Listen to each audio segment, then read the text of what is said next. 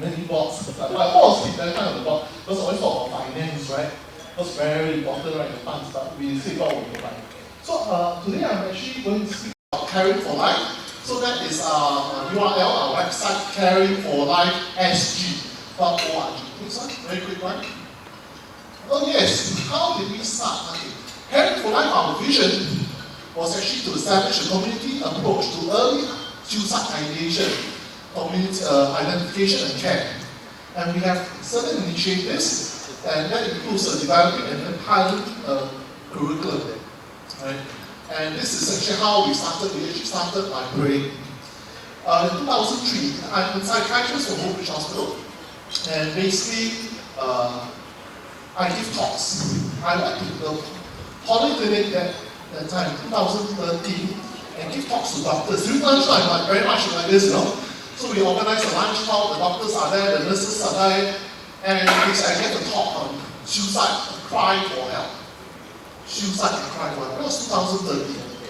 And at the end of the talk, you know who was the people who asked the question? It was a healthcare attendant who raised her hand. He said, doctor, you know, I'm a healthcare attendant. I help people register at the polyclinic. And this Amma told me, you know, the people come register, they tell me, I don't want to live anymore. So Amma asked me, doctor, like that, how? And I was totally not prepared.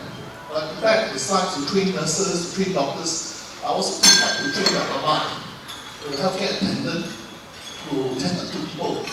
Right? Or people are queuing up. You know, when somebody says, I don't feel like living anymore. Right? So that was one encounter in 2013. Although my slide was suicide cry for help. In 2015, I went to Taiwan, and I saw all the community services in Taiwan over the last 20 years. I visited 8 psychiatric hospitals in Taiwan itself, how they all use a suicide center. And the Department of Community Psychiatry, I was the deputy chief. We wanted to start the National Center in Singapore also.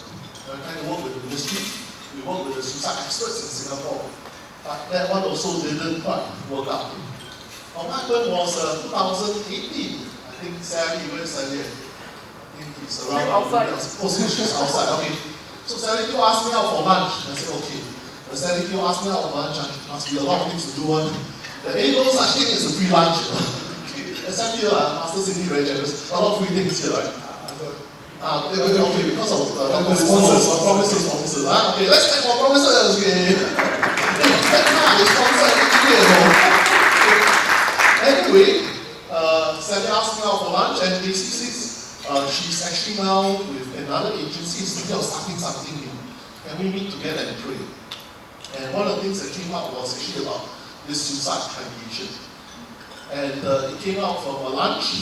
I think it's very important. Never eat alone, right? In schools. After this was trying to teach me, I never eat alone. And ideas came. We gathered people, we prayed. We gathered people we know. People were connected to the community itself, the caring community in the social sector, in the people sector, because we are the caring community. And this was how actually CNL was started, right? And 2019, right? And then finally we grew up the program.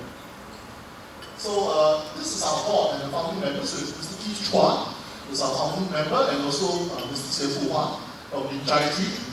And the rest of the board is Dr. Sally Teo, our executive director, myself, I'm the board member, Mr. James Chung, and also Tanya. Is Tanya here today? Hi Tanya. Tanya is also from Socket, so everyone's related to everyone. Next one, very quick one. So setting up CFL, you can see actually in the newspaper. We actually didn't know that God has actually gone before us. I think this was the message this morning, right? God is actually with us and will go before us. It's actually with us. We didn't know the pandemic was coming in 2020, right? But that's what happened. And actually a lot of people are isolated. They feel alone. They feel trapped. They're not connected to the community, to the connections they used to have because of circuit breaker. We can't meet up, and people feel alone. This is what was set up by God. We became a mental advocate looking at how to guide the community to detect and prevent suicide. Right, please? And we came out with 4 modules. live training for community carers. Then module 2 is live class training for service providers. These are mental health professionals, are counselors, with case managers and IMH, also training in module 2. And module 3 is actually mental health resilience program 1, and module 4 is actually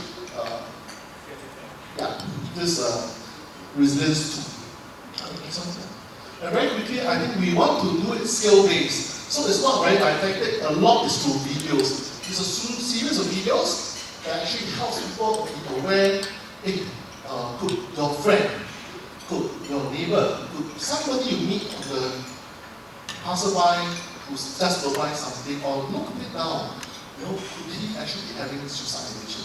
Maybe just watch the video, quick 2 minutes video.